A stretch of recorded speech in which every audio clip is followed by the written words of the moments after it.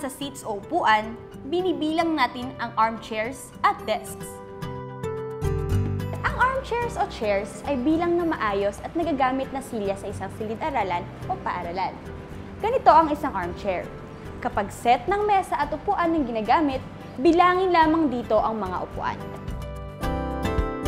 Sa mga desks naman, tukuyin muna ang mismong bilang ng desk at hindi ang seating capacity nito.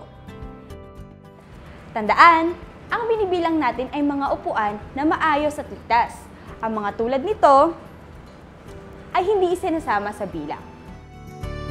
Pagkatapos mabilang ang lahat ng upuan, saka lang natin kukunin ang total seating capacity. Ang total seating capacity ay bilang ng mga estudyanteng kayang iupo sa lahat ng silya sa isang silid-aralan nang hindi nagsisiksikan. Tandaan na sa armchair ay isa lang ang pwedeng makaupo at sa desk ay dalawa lang ang pwedeng makagamit. Mga volunteers, pop quiz!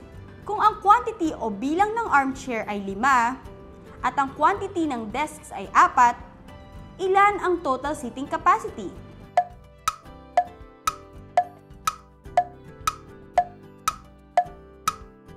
Tama!